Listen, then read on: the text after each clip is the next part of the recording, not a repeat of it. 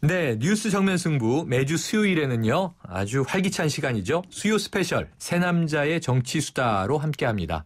사실 두 남자의 정치 수다에 저는 그냥 끼어 있는데요. 자, 김경진 변호사, 소종섭 전 시사저널 편집국장 두 분과 함께합니다. 안녕하세요. 안녕하십니까. 네, 안녕하세요. 네, 오늘 빅뉴스는 이거네요. 결국 박근혜 대통령 방미를 연기했습니다. 자, 이게 과연 예정된 취소일까? 결국은 이제 고육지책으로 어제 오늘 급하게 결정된 것일까? 소 국장님 어떻게 보세요? 고육지책이죠. 네. 예, 끝까지 어쨌건 박 대통령 입장에서는 미국을 가고 싶었을 텐데 네. 민심이 굉장히 싸늘해지고 네. 이번에 연기해야 된다는 의견이 거의 지난번에 여론조사 보니까 절반 넘어서 53% 정도 네. 이렇게 됐더라고요. 그리고 박 대통령으로서는 이게 이제 앞으로 어떻게 전개될지 모르지만 이 결과가 어떻게 되든 간에 나중에 이제 여러 가지 책임론 같은 것들이 또 쏟아질 텐데 그렇죠. 그런 상황에서 국내를 비웠다는 것에 대한 상당한 정치적인 부담 네. 그런 것들을 보면서 이 정치적인 위기 속에서는 해외로 가는 것보다는 국내에서 남아서 어쨌든 끝까지 이 부분을 책임지는 모양새를 취하고 가는 것이 향후에 예상되는 여러 가지 야권의 공세나 이런 부분을 위해서도 좀 나을 것 같다는 판단을 한 것 같은데 네. 제 개인적으로는 사실 굉장히 아쉬워요. 저는 사실 개인적으로는 가셨어야 미국에 한다. 갔어야 된다라고 저는 생각합니다. 왜 그러냐면 우리나라가 지정학적으로 외교의 중요성은 정말 아무리 강조해도 부족함이 없거든요. 네. 그리고 지금 이미 이제 정부의 체제 컨트롤 타워를 둘러싸고 여러 가지 말이 많지만 그래도 총력 대응 체제로 이미 들어간 상황에서 네. 그러니까 컨트롤 타워 중심에 예를 들면 최경환 총리 대행한테 확실하게 그런 부분을 좀 맡겨두고 국익적인 관점에서 대통령은 미국을 방문하는 것이 길게 봤을 때 단기적으로는 물론 메르스가 가깝긴 하지만 길게 국가적인 관점에서 본다면 미국을 방문했어야 나은 거 아닌가. 소 국장님은 이제 외교적 필요성 중요하다 더 강조 주신 것 같고요. 지금 김 변호사님 뭘 열심히 쓰고 계셨는데 네. 뭘 쓰고 계셨어요? 말씀 주세요. 소 국장님 말씀하시는 그 상황에 약간의 정리를 해봤습니다. 반대되는 얘기 정리하셨죠? 아니요, 그런 건 아니고요. 이게 큰 틀에서 보면 두 가지를 좀 나눠서 이렇게 생각을 해봐야 될 것 같아요. 네. 우선 이제 여당이나 박근혜 대통령이 정치적인 속칭 이제 이 정무 참모들의 입장에서는 어떤 생각을 가지고 결정을 했을까. 네. 근데 이 정무 쪽에서 보면 안 가는 게 낫겠다. 정무 쪽의 의견이 아마 강하게. 상황을 대응하는 게 낫겠다. 네. 근데 이제 그 이유는 그런 것 같아요. 지금 어차피 내년에 총선이 있고 총선이 지금 한 10달 정도 앞으로 이제 다가온 셈인데 작년 세월호 때도 그렇고 지금 이번 이제 메르스 사태도 그렇고 대통령의 리더십이 안 보인다라는 것이 지금 국민들의 중론이거든요. 그러면서 대통령에 대한 지지율도 지금 상당히 떨어졌거든요. 근데 대통령의 지지율이 떨어진다고 하는 것은 내년 총선에 있어서 새누리당이 상당히 안 좋게 갈 가능성이 높다는 것의 어떤 사전 징조이기 때문에 위기 시그널이다. 예. 그래서 대통령이 국민을 위해서 뭔가를 열심히 하고 있다. 라는 모습을 국민들에게 비춰주는 것이 중요한데 그런 어떤 정치적인 관점에서 아마 강하게 대통령이 안 갔으면 하는 것이 아마 정무 판단이었던 것 같고 그래서 이제 새누리당 내부의 일부 의원들도 똑같은 의견을 좀 개진했었던 것 같고요. 반면에 국익 측면에서 본다면 아까 이제 소 국장님 말씀하신 이제 그런 것과 이제 두 가지가 상반된 의견이 동시에 있을 수 있는 것 같아요. 네.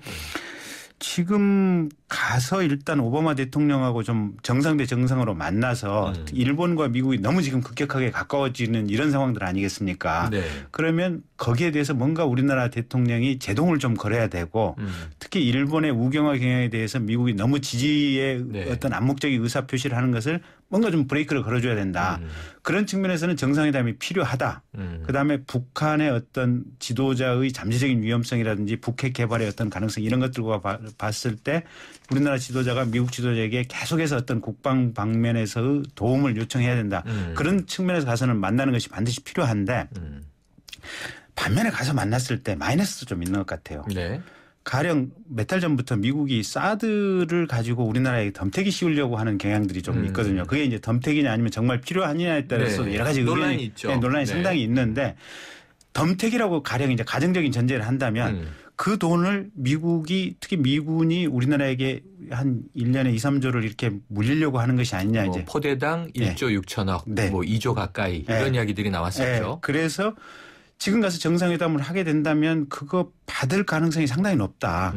그런다면 차라리 안 받는 것도 하나의 정상회담을 안 하는 것도 하나의 기회가 될 수도 있다. 이런 생각도 하나 들고 또 한 가지는 지금 미국과 중국 사이에 그 남중국해에 있어서 이 인공 섬으로 이제 만드는 이 작업에 대해서 굉장히 예민하게 지금 충돌이 있는데 지금 그럼 미국 대통령하고 만났을 때 그 점에 대해서 적극적인 지지 의사 표명을 해달라는 요청을 받았을 때 그럼 가령 내가 대통령이다 그 순간에 어떤 의사결정을 할 것인가. 그거 모르는 척하고 하늘을 보고 딴청하기가 쉽지 않을 상황일 터인데 근데 그럼에도 불구하고 우리나라 경제는 이번 메르스 사태에서 보시 중국과 아주 긴밀한 관계에 있다는 것이 또 한 번 증명이 됐거든요. 네. 그래서 대통령이 어쨌든 큰 틀에서는 가서 미국 대통령을 만나느냐 안 만나느냐 이것보다도 큰 틀에서 흐름대로 흘러가고 있는 건데 이 흐름대로 흘러가는 것은 앞으로 미국과는 지금보다는 조금 멀어지고 중국과는 지금보다는 조금 더 가까워지는 것이 자연스러운 흐름인데 지금 미국 대통령 만났을 때 우리나라 대통령 입장에서 머리가 아플 수밖에 없다. 그런 면에서는 국익의 측면에서는 안 만나는 것도 그렇게 나쁜 것은 아니다. 나쁜 것만은 아니다. 이렇게 정리를 한번 해볼게요. 소 국장님은 아쉽다. 갔었어야 한다. 그리고 김 의원사님은 가야 할 필요성도 분명히 있으나 갔을 때 또 득과 실이 있는 상황이라 우리의 흐름은 중국하고도 좀 균형 외교가 필요하다. 좀 미뤄진 것이 나쁜 것만은 아니다. 이렇게 해석을 하시는 것 같은데 정치권도 지금 똑같아요. 보면 오늘 오전에는요. 새누리당 최고위원 중진연석회의에서 지도부는 예정대로 가야 한다. 이렇게 한 목소리를 냈었고요. 또 물론 일각에서는 취소하는 것이 옳다는 얘기도 나왔고 일전에 하태경 의원이 좀 강하게 발언하지 않았습니까? 그런가 하면 새정치민주연합은 찬반 입장이 엇갈렸던 것 같은데 계속 회자된 건 이종걸 원내대표는 가야 한다 이런 또 주장을 했어요.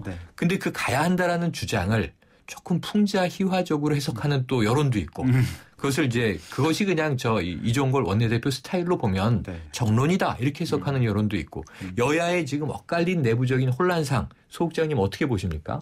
결국은 뭐 사안 자체를 아까 이제 김 변호사님 얘기하신 대로 어떤 시각에서 보느냐 이게 이제 국내 정치적인 시각 이른바 정무적인 시각에서만 본다면 지금 상황에서 연기할 만하죠. 하지만 저는 아까도 제가 말씀드린 대로 우리나라의 민족의 운명 자체를 좌우한 것은 외교였습니다. 지금까지. 그리고 이 메르스라는 것은 단기적으로 우리에게 많은 지금 고통을 주고 있지만 조만간 극복이 되는 것은 분명하거든요. 어쨌거나. 하지만 시간 문제일 뿐이다. 그렇습니다. 하지만 이 외교라는 부분은 우리 큰 틀에서의 보이지 않는 우리의 운명을 좌우하는 것이기 때문에 과거에도 본다면은 예를 들면 백제의 멸망 이런 것도 백제의 대당 외교의 실패거든요. 반면 신라의 김춘추를 비롯한 그 대당 외교 또 성공이란 말입니다. 마찬가지로 조선의 멸망 막후에도 그런 외교의 실패가 있었고 한국전쟁도 결국 미국에서 에치슨 국무장관이 그 에치슨 라인을 한반도를 제외하면서 북한이 이제 오판을 하는 전쟁. 그렇게까지 이제 이어졌는데 이런 식으로 우리나라가 지금 현재 특히 우리를 둘러싼 이 주변 사강과의 관계에서 미국과의 관계와 특히 일본과의 관계에서 상당한 문제점을 그동안에 이제 노출을 해왔기 때문에 이번 한미 정상회담을 계기로 우리 외교가 조금 더 어떤 균형 외교, 정상을 찾아나가는 이런 계기가 됐으면 좋겠다는 바람을 많은 사람들이 가지고 있었거든요. 이 메르스라는 부분이 큰 사안이긴 하지만 그런 측면에서 본다면 우리 국가의 장기적인 미래를 하나의 설계해가는 그런 외교적인 흐름을 과연 일정하게 이렇게 취소할 정도로 그런 사안이냐. 그리고 저는 한편으로는 그런 부분에서 그러면 국내에 대통령이 있을 때와 없을 때 없다고 해서 이 부분에 대해서 어떤 문제가 심각하게 생기는 것인가에 대해서 저는 사실 의문이 있어요. 그런 부분은 뭐 미국에 가셔도 충분히 필요한 조치를 또 할 수 있는 거고 여기 다 돌아가는 시스템들이 또 있으니까 그래서 이것은 상당히 그 정치적인 여러 가지 그런 책임 공방이나 향후에 뭐 집권 여당과의 관계라든지 이 부분에서 새로운 내년 총선과 대선까지 내다본 그런 어떤 정무적인 정치적인 시각에서 이제 취소를 하게 된 건데 저로서는 정말 아쉬움이 참 많은 거고 여야 정치권도 이제 그런 오늘 맥락에서 주고받는 소 국장님을 좀 제가 다시 봅니다. 근시안적 단기적 시각이 아니라 역사 외교적 맥락에서 이건 중요한 사안이다. 아까 백제도 나오셨고요. 에친슨 라인도 나왔습니다. 근데 저는 김 변호사님 늘 천재시다. 왜요? 어쩌면 저렇게 논리정연하게 머릿속에 정리가 딱 돼 있으실까 그런데 오늘은 유독 필기를 많이 하세요.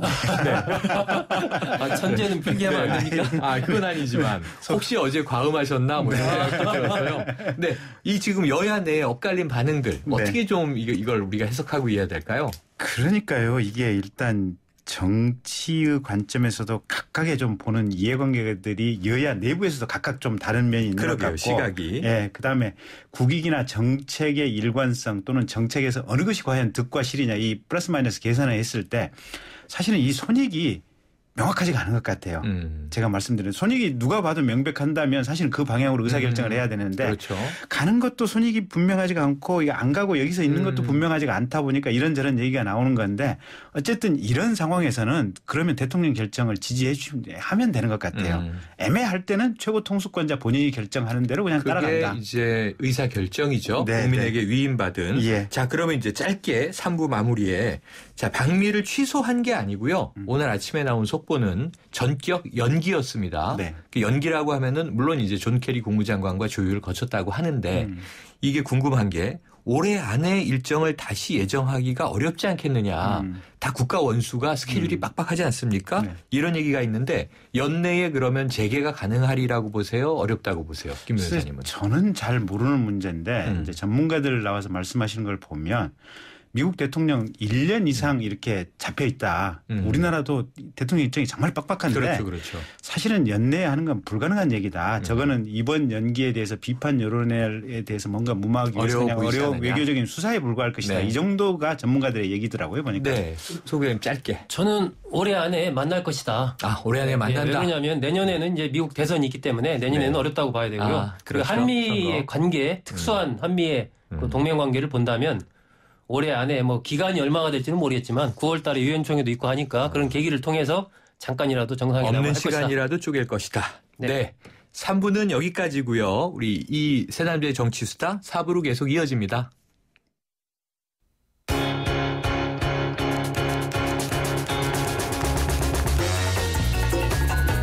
듣는 사람이 행복한 라디오 최영일의 YTN 뉴스 정면 승부. 네, 뉴스 정면 승부 4부 시작합니다. 계속해서 뉴스 스페셜 세 남자의 정치수다 이어갑니다.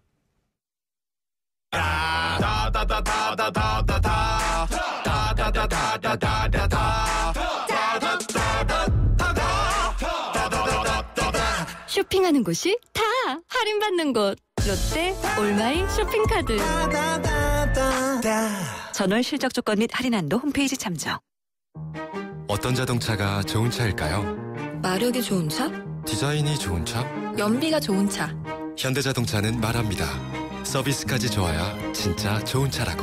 국내 최다 네트워크 현대자동차 공식 정비 서비스 블루핸즈. New thinking, new possibilities. 현대자동차. 네, 세 남자의 정치수다 이어갑니다. 이번에는요, 이거 한번 여쭤보려고 그래요. 오늘 오전에 그 전격 연기 속보도 나왔지만요. 최경환 국무총리 대행이 메르스 관련해서 대국민 담화를 발표하지 않았습니까? 그 이제 이 제목은 당부의 말씀 이렇게 됐지만 이제 사실상의 대국민 담화다 이렇게 보고요. 원래는 문영표 복지부 장관이 할 예정이었으나 이게 바뀌었어요. 네. 그리고 이제 이후에 정례 브리핑도 이어졌고요. 네.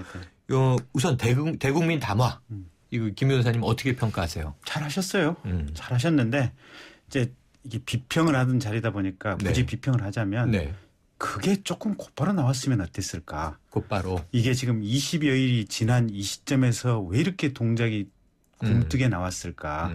그러니까 정부 얘기로는 벌써 메르스가 이제 진정세에 들어갔다. 그러니까 사실은 오늘은 확진 환자가 어제보다는 훨씬 덜 나온 거 아니겠습니까? 숫자가. 어제보단 조금 늘었어요. 조금 늘었어요. 어제 8명, 오늘 13명. 근데 그제 20여 명보다는 줄었죠. 네. 그래서 이제 정부 얘기로는 이게 진정세다라는 말을 덧붙이고 있는데 진정세에 이렇게 보면 정작 이렇게 초기에 필요했던 내용이 왜 이렇게 늦게 나올까 이게 하나 있었고 두 번째는 지난번에 이제 세월호 때도 마찬가지였는데 국민들이 생각할 때는 이게 여러 개의 부서에 같이 겹쳐 있는 문제들일 수 있잖아요, 보면. 그러니까 안전행정부 또 그다음에 뭐 교육부. 국민안전처죠, 지금은. 국민안전처 그다음에 보건복지부, 네, 교육부. 네, 뭐 교육부 두루두루 걸쳐 있는데 사실은 총리께서 하는 것도 맞죠. 총리 대행이 하는 것도 맞는데 사실 이 정도 사안이라면 대통령께서 착오해야 맞는 것이 아닌가라는 생각이 드는데 지난번 세월호 때도 청와대는 지금 이게 재난 컨트롤 타워가 아니다라는 식의 말씀이 지금 청와대 참모에 의해서 있으셨거든요. 네. 그리고 나서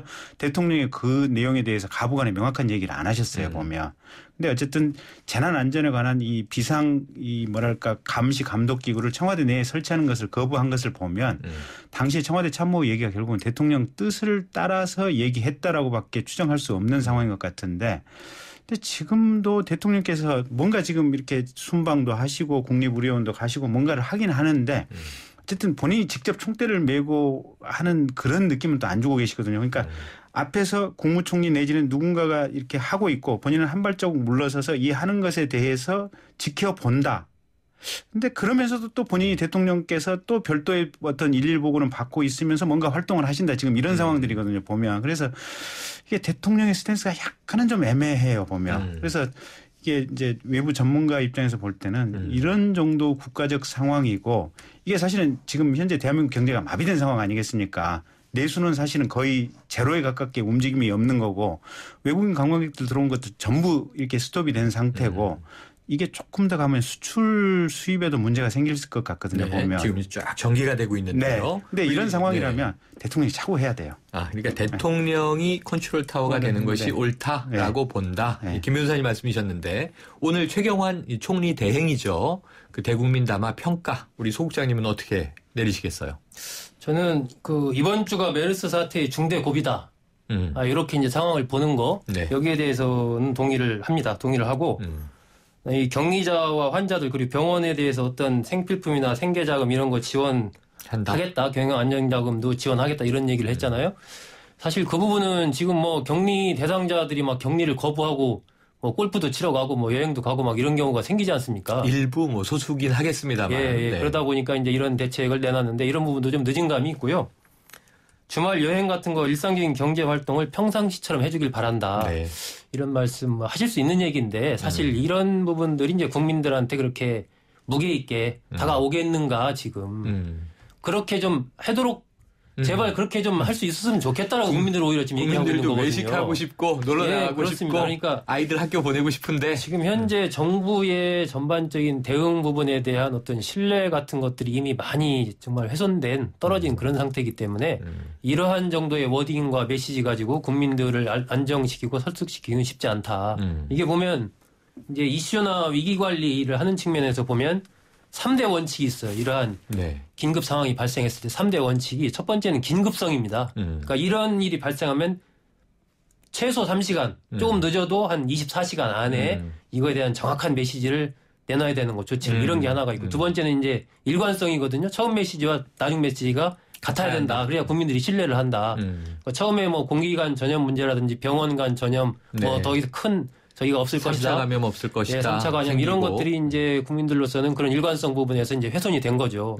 그리고 마지막에 이제 개방성 어떤 정보의 투명한 공개인데 이런 부분들도 보면 병원 공개하는 부분이라든지 이런 것도 굉장히 뒤늦게 밀려서 하는 듯한 그런 인상을 주고 그래서 전반적인 이번 사태를 둘러싼 정부의 대응을 보면 그러한 위기관리의 3원칙에 전혀 부합하지 못한 행동을 정부가 했기 때문에 굉장히 지금 신뢰가 떨어져 있는 상태입니다. 그래서 오늘 최경환 총리 대행께서 이제 그런 말씀을 하신 건 어쨌든 컨트롤 타워가 이제 최경환 총리 대행 중심으로 돌아가는 걸로 어느 정도 확정이 된 것 같은데 조금 더 저는 강력하고 빠른 메시지 그리고 특히나 그러한 실행력들을 국민들한테 빨리빨리 이렇게 보여줘야 돼요. 지금 정부가 이렇게 움직이고 있다는 것을 국민들이 좀 납득을 할 수 있도록 빨리빨리 그런 것들을 계속 공개를 해주고 신뢰를 줘야 됩니다.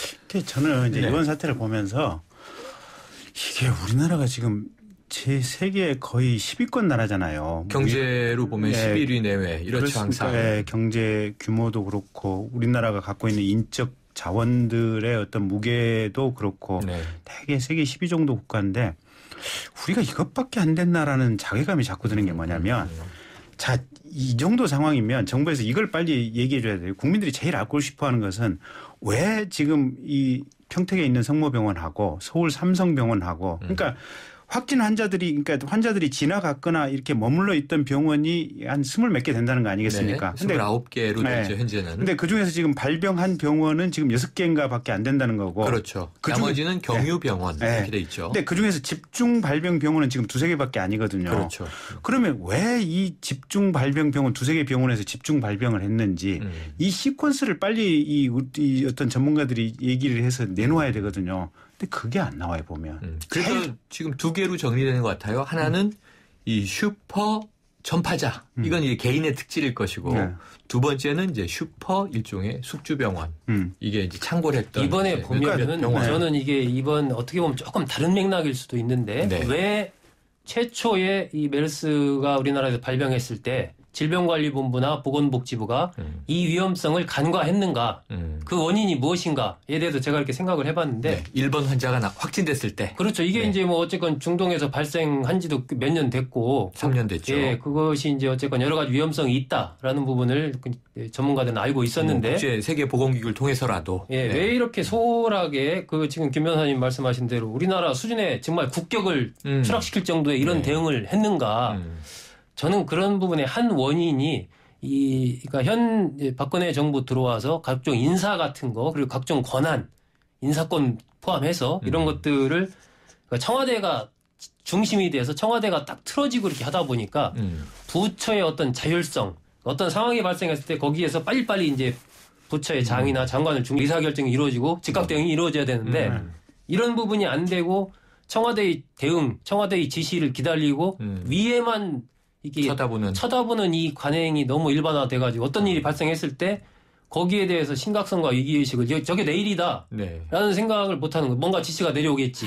그게 이런 것들이 체질화된 거 아닌가. 조금 전에 우리 김 변호사님 말씀하고 약간 이 갭이 있는 게 왜냐하면 아까 김 변호사님은 지금 컨트롤 타워는 어쨌든 총리 대행 뭐 두 분이건 같은 말씀이었습니다만 청와대가 컨트롤 타워의 이 파워를 끌어안지 않고 관망하고 있다 이 얘기를 하셨는데 이제 우리 소 국장님은 청와대가 너무 장악하고 있어서 부처 자율성 혹은 전문성이 떨어진 거 아니냐? 아니 과거에 그 사우스 때 보면은 그때 이제 고건 총리가 그때는 얼마나 모범적으로 대응했습니까? 전쟁을 치렀다 이런 얘기가 남았죠. 그러니까요. 근데 같은 대한민국인데 왜 오히려 시간이 지나고 더 퇴행해야 되는가? 그렇죠. 거기에 대해서 그게 이 앵커께서 말하는 거하고 저희 두 사람 얘기가 틀리지 않은 게 청와대가 좀 반성해야 돼요. 뭐냐면 평시에 인사 같은 거 올라가면 청와대 가려면 한 달, 2달, 3달 이렇게 꽉 잡혀 있고 결론이 안 내려온다는 거 아니에요. 평시 체제는 청와대가 꽉 잡고 있는데 정작 청와대가 틀어 잡고 사람들 지원 내려보내고 이렇게 활동해라고 구체적인 지시해야 되고 이럴 상황에 있어서는 청와대는 뒤에 빠져 있어요. 그리고 보건복지부나 밑에서 어떻게 하는가 하고 그냥 이렇게 보고 있는 것 같아요. 그러다 마지막 순간에 지금 총리실에서 하는 게 좋겠다고 하면서 여전히 뒤에 빠져 있으면서 그렇다고 완전히 업무에 손을 떼는 것도 아니고 약간의 훈수를 하는 정도. 방미도 연기했지 않습니까? 어쨌든 지금 이런 상황이어서 정작 틀어주고 해야 될 때는 못 틀어주고 있고 평소에 좀 더 자율성을 주고 평소에 제대로 움직이도록 격려를 하고 이래야 될 시점에서는 꽉 틀어지고 있고 그냥 이걸 막고 있는 이런 측면이 보이는데 제가 원래 하고자 했던 얘기는 뭐냐면 이것보다도 좀 더 치사율 지금 치사율이 한 10% 정도 나오지 않습니까 이게. 근데 좀 더 치사율이 센 어떤 독감이나 바이러스가 뭔가가 온다. 지금 이런 식으로 병원과 병원 사이로 옮겨가는 이 의료체계나 시스템이면 뭔가 지금 근본적인 의료체계에 구멍이 있거든요. 병원의 설계에 구멍이 있다든지 아니면 대한민국의 문화에 구멍이 있다든지 어떤 간병 문화에 구멍이 있다든지 이게요. 저는 뭘 보냐면 한 병원에 있다 보면 몰살할 수도 있겠구나. 그러니까 정말 강력한 뭐가 바이러스나 질환이 왔다며. 근데 이런 가능성을 오히려 지금 이 메르스가 대한민국 의료체계 병원에 뭔가 문제점을 우리가 지금 우리에게 시사해주고 있다. 드러내주고 있는 거죠. 네. 근데 이 순간에 이걸 찾아내지 못하면 이거는 물리적이고 기술적인 테크니컬한 부분일 수도 있어요. 근데 굉장히 중요한 점을 우리한테 지금 던져주고 있는 상황에서 이 대답을 반드시 찾아내야 됩니다. 자, 이게 다음 주에는 메르스가 좀 정리가 돼서 오늘 수요일 이제 정치 수다 시간에 마무리 메르스에 대한 총정리를 할 수 있기를 바라고 오늘 제가 궁금한 게 하나 있어요. 그래서 흔히 메르스에 묻혔다 이렇게 지금 평가받는 뉴스가 황교안 총리 후보자 인사청문회입니다. 사흘 동안 했고 오늘이 마지막 날 아닙니까? 자, 짧게 여쭤볼게요. 오늘 마지막 날 이제 청문회 다 끝나가는데 우리 소국장님 통과 가능성 어떻게 보세요? 저는 뭐 통과될 걸로 봅니다. 통과된다. 예, 그동안에 뭐 의혹이 많이 제기됐고 했지만 이번에서도 야당 의원들이 여러 가지 의혹 제기도 했지만 그동안에 제기된 의혹을 넘어서는 사실관계를 가지고 확실하게 내놓은 것이 없거든요. 의혹은 있었으나. 예, 의혹은 많이 있고 물론 평가는 거기에 대해서 과연 적절하냐의 평가는 이제 뭐 할 수 있을 것 같은데 네. 통과 여부만 국한해서 본다면 저는 어떤 형식이든 뭐 통과될 것이 확실하다. 그럼 하나 더 여쭤볼게요. 황교안 이제 총리가 만약에 인준된다면 잘할 것이다? 두고 봐야죠. 그거는 답변을 피하시네요. 자, 그럼 우리 김 변호사님 어떨 것 같으세요? 청문회 결과. 통과될 것 같아요. 통과될 것이다. 그러니까 그렇다면 이 여당 단독으로? 그러니까 야당이 입장은 일단 어떤 청문 걸까요? 보고서를 내는데 그렇게 쉽게 협조할 것 같지는 않아요. 네. 근데 그렇다고 해서 야당도 마냥 지금 이렇게 강하게 거부할 나올 수는 수는 없다? 없는 게 국민들 입장이 이런 혼란스러운 상황에 총리라도 제자리에 있어야 되는 것이 아니냐라는 의견이 많고 결국은 저는 총리 청문회 보다 보면 역시 이 복 있는 사람이 최고다. 아니 그러니까 마지막 복병이 저거였어요. 사면 관련해서 법적 자문을 해줬다. 네네네. 근데 저는 그 자문료가 얼마인지 물어보고 싶어요. 제가 네네. 생각할 때는 그 자문료가 수천만 원이었을 것 같아요. 근데 사면에 관련된 절차를 알려주는데 네. 수임료를 2천, 3천, 수천만 원을 주고 그 절차를 어떻게 보면 사면법 법적 지식을 전해 듣기 위해서 돈을 수천만 원을 선임료를 준다? 코미디거든요. 그 절차는 이제 법전에 다 나와 있고 네. 또는 아니 인터넷 검색만 인터넷 해보고 검색해도 해보고 나오고 저도 네. 저 그냥 밥 한 끼 사주면 5만 원짜리 저 밥 한 끼 일식 가서 정식 한 끼 사주면 제가 잘 알려드릴 수 있는데 5만 원짜리 밥이면 내년 9월부터는 김영란법에 걸려요. 그렇군요. 5천 원짜리 5천원짜리 국수 한 그림은 해결되는데 네. 저게 그러니까 그 야당 쪽에서 의혹 제기하는 게 맞거든요. 맞는데 어쨌든 이 상황에서 저거 세게 물어들고 들어갈 수 없어요. 야당에서. 그래서 결국 그냥 통과될 거고 이 황 총리 내정자께서 참 복이 많은 사람이다 저는 그런 생각이 듭니다. 아, 그럼 여기서 이제 복이 많다는 건 조금은 이게 비판적인 의미로 말씀하시는 거네요. 그렇죠. 뼈가 좀 들어있는 거 같아요. 뭐에 인복이 많다 이게 아니라 지금 메르스 사태 혼란의 와중에 네. 야당도 마냥 반대만을 할 수 없는 상황에서 네. 의혹이 좀 명확히 드러나지 않고 네. 사실은 이게 제가 우원식 의원 이제 전화 인터뷰 했거든요. 네. 그랬더니 이게 19금 청문회다. 네. 네. 19건의 그 이제 내용이 없는 수임건에 대해서 19금 청문회라는 또 재미있는 별명까지 붙였던데 어쨌든 오늘 끝났고요. 그러면은 이게 총리가 인준이 네. 좀 무리하게든 순조롭게든 되고 나면 이제 새 총리가 이제 시작이 되는 그런 상황이 되겠네요. 공직 용어로 하면 관운이 좋은 거죠. 그렇죠. 자, 다음 주 또 지켜봐야 될 것 같습니다. 오늘 말씀 감사합니다. 감사합니다. 지금까지 수요 스페셜 새 남자의 정치수다 김경진 변호사, 소정섭 전 시사저널 편집국장과 함께했습니다.